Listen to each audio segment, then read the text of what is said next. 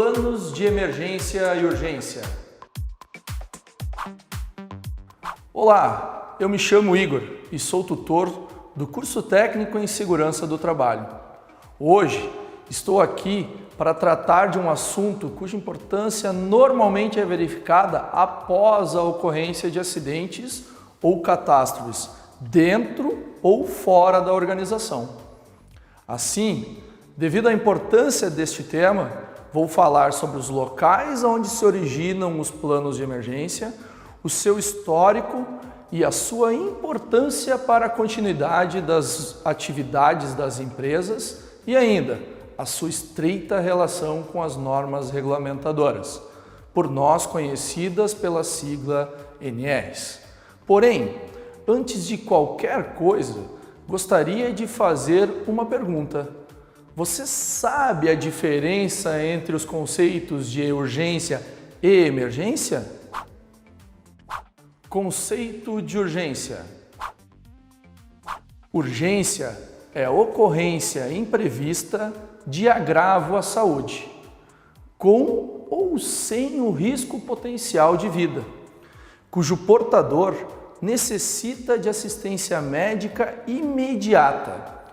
A urgência refere-se a situações que correspondem à não gravidade quando se acredita que a vítima não tem risco de perder a vida e que não existe um comprometimento de sua saúde e a sua integridade. Conceito de emergência. Emergência é a constatação médica de condições de agravo à saúde que impliquem risco iminente de vida ou sofrimento intenso, exigindo, portanto, um tratamento médico imediato. Emprega-se a palavra emergência quando há risco de morte iminente, pois a vítima está com graves problemas e precisa receber um atendimento pré-hospitalar e ser encaminhada ao atendimento especializado para passar por uma avaliação de uma equipe de saúde. Enquanto a urgência é definida como a qualidade de urgente, a emergência é definida como a ação de emergir. A emergência é o surgimento de alguma coisa, um fato novo. Ela é um acontecimento.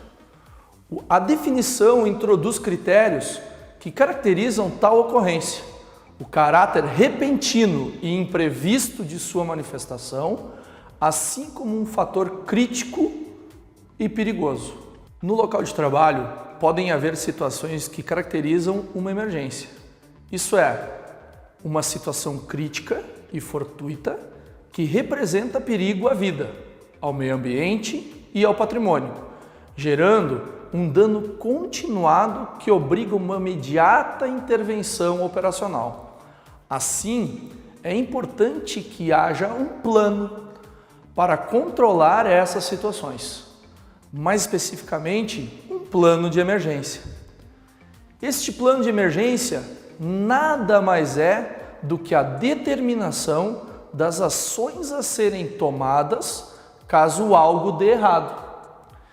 Em caso de emergência, o técnico em segurança deve ter clareza de como proceder para conseguir tomar as atitudes necessárias utilizando-se de todos os recursos disponíveis. O plano de emergência contra incêndio deve ser elaborado para toda e qualquer planta, com exceção das edificações residenciais unifamiliares. Ele deve ser feito por escrito, por um profissional habilitado, levando em consideração alguns aspectos, como a localização, a construção, a sua ocupação, a população, as características de funcionamento, se nesse prédio há pessoas portadoras de deficiência, outros riscos específicos inerentes à atividade exercida naquela ocupação, assim como recursos humanos e materiais existentes. Levantados os aspectos, o profissional habilitado deve fazer uma análise de riscos da planta, com o objetivo de minimizar ou eliminar todos os riscos existentes. Algumas dessas técnicas de análise de riscos são What If, Checklist, RASOP, Árvore de Falhas, Diagrama Lógico de Falhas. Essas técnicas de análise de risco incluem as citadas aqui, mas não estão limitadas a elas, podendo ser utilizada ainda outras análises de risco ao seu critério. O profissional habilitado é que irá definir essa determinação. Para implantar o programa de emergência contra incêndio, os seguintes requisitos devem ser atendidos: a divulgação e treinamento, onde a brigada deve ser divulgada a toda a empresa, informando a composição, a identificação de seus integrantes com seus respectivos locais de trabalho e o número de telefone de emergência definido para a planta, em locais visíveis e de grande circulação. A brigada deve utilizar uma identificação em local visível. Isso pode ser um bottom, um crachá ou até mesmo uma camiseta em um tom diferenciado, que o identifique como um membro da brigada de incêndio. No caso de uma situação real, um simulado de emergência ou um evento qualquer, o brigadista deve usar outra identificação, por exemplo, uma abraçadeira, um colete ou até mesmo um boné, um capacete com jugular para facilitar a sua identificação e auxiliar na sua atuação. As brigadas devem ser treinadas conforme o nível de treinamento correspondente aos seus cenários de risco, obtidos através das análises de risco. Exercícios simulados. Os exercícios simulados devem ser realizados pelos membros da brigada de incêndio conforme plano de emergência contra incêndio da planta e a BNT-NBR 15219. Devem ser realizados exercícios simulados de abandono de área, parciais e completo, no estabelecimento ou no local de trabalho, com a participação de toda a população, sendo que, para o risco baixo e médio, o período máximo é de 6 meses para simulados parciais e de 12 meses para simulados completos. Para o risco alto, o período máximo é de 3 meses para simulados parciais e de 6 meses para os simulados completos. Imediatamente após a simulação, deve ser realizada uma reunião extraordinária para avaliação e correção das falhas ocorridas. Procedimentos básicos nas emergências. É importante destacar que a divulgação dos procedimentos de emergência deve ser ampla e objetiva, atender a todos os níveis da empresa e a empresa. Por sua vez, deve ser documentada e formalizada no treinamento. Os procedimentos básicos nas emergências são divididos em abandono de área e evacuação, combate a incêndio e explosões, atendimento de primeiros socorros, resgate em altura e espaço confinado e emergências químicas e tecnológicas. Também devem ser organizados exercícios simulados para todos os cenários desenvolvidos e reconhecidos na empresa, a fim de demonstrar para os ocupantes da organização o comportamento adequado em caso de emergência. Os procedimentos básicos de emergência devem ser simples, de fácil compreensão e extremamente objetivos, não deixando dúvidas para os seus usuários e ocupantes sobre o que deve ser feito por eles numa determinada situação de emergência. Uma das preocupações de quem está atendendo a uma emergência são as pessoas. Logo, quanto mais rápida foram tomadas as ações após a detecção do fator gerador e quanto mais rápido as pessoas forem retiradas daquele local, melhor é. Quando um princípio de incêndio é identificado, as pessoas treinadas para o combate a incêndio deverão ser ágeis e realizar os procedimentos adequados, utilizando todos os recursos disponíveis na unidade ou na planta para findar tal princípio de incêndio. Em função de várias ações de prevenção de incêndio nas organizações, um dos cenários que vem ganhando destaque é o atendimento de primeiros socorros. Tanto isso é verdade que na última revisão da NBR, que trata do assunto brigada de incêndio, tal módulo ganhou uma carga horária maior do que as cargas de incêndio. Isso porque, nas empresas, não é incomum se deparar com pessoas tendo algum problema de saúde, uma parada respiratória, uma parada cardíaca ou até mesmo um acidente vascular cerebral, nos quais os funcionários necessitam de um atendimento emergencial por parte da sua brigada. Em organizações onde são realizados trabalhos em altura ou espaços confinados, uma equipe deverá estar apta a resgatar os trabalhadores que, porventura, passarem mal durante as suas atividades. As empresas que trabalham com armazenamento e processamento de produtos químicos perigosos, bem como com outras atividades relacionadas a explosivos ou material radioativo, necessitam especificamente de planos de emergência bem definidos e pessoal treinado para responder com segurança a esses cenários. O fogo é um processo químico elementar, com desprendimento de luz e calor, a partir de uma combustão. Durante muito tempo, foi utilizado o conceito do triângulo do fogo. Acredita-se que para ver fogo era necessário, especificamente, existir comburente, calor e combustível. O comburente é o ar que respiramos, isso é, o oxigênio, necessário para que haja a reação química de oxidação.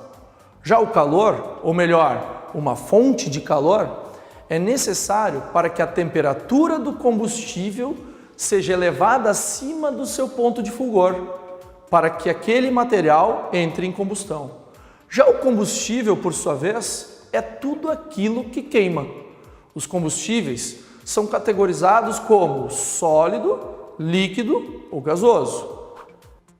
Atualmente, a melhor maneira de representar o fogo é por meio do tetraedro, ou quadrado do fogo. Logo, foi acrescentada a ele a reação em cadeia, necessária para que haja fogo, a partir do conceito de que todos os elementos devem estar em condições favoráveis para que haja fogo.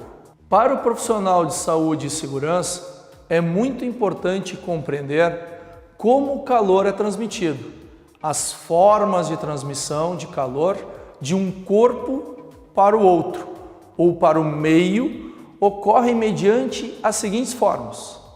A condução é a forma pela qual o calor é transmitido corpo a corpo ou em um mesmo corpo de molécula para molécula. Um exemplo é quando acendemos um palito de fósforo e percebemos que o fogo consome a madeira do palito de forma gradual. A convecção ocorre quando o calor é transmitido por meio de massa de ar aquecida, de um ambiente para o outro através das compartimentações. Um exemplo é o ar quente que sobe e se armazena no ponto mais alto da edificação, aquecendo os materiais, podendo assim causar um incêndio. Por fim, a irradiação é a transmissão do calor por meio de ondas caloríficas através do espaço. O exemplo mais comum é a transmissão do calor do Sol para a Terra, através dos seus raios solares. Os materiais combustíveis foram divididos em classes diferentes para aumentar a eficiência no combate a eles. Os tipos de materiais foram separados em função de seus agentes extintores e os riscos envolvidos no combate a eles. A classe A abrange materiais sólidos, que queimam em superfície e em profundidade e deixam resíduos. A classe B abrange os materiais líquidos e inflamáveis ou gases, que queimam apenas em superfície. A classe C abrange materiais e equipamentos elétricos energizados. A classe D abrange materiais pirofóricos, capazes de liberar grande quantidade de luz e calor. Por fim, a classe K abrange óleos e gorduras saturadas. Os métodos de extinção do fogo baseiam-se na eliminação de um ou mais elementos essenciais que provocam o fogo. Sendo assim, a eliminação é a forma mais simples de extinguir um incêndio. Baseada na retirada do material combustível, ainda não atingido na área de propagação do fogo, interrompendo a alimentação da combustão. Tal método é também denominada de corte ou remoção do suprimento do combustível. Alguns exemplos são o fechamento de válvula ou a interrupção de vazamento de combustível, líquido ou gasoso. A retirada de materiais combustíveis do ambiente em chamas, a realização de acero. O resfriamento nada mais é do que a retirada do calor, sendo um dos métodos mais utilizados.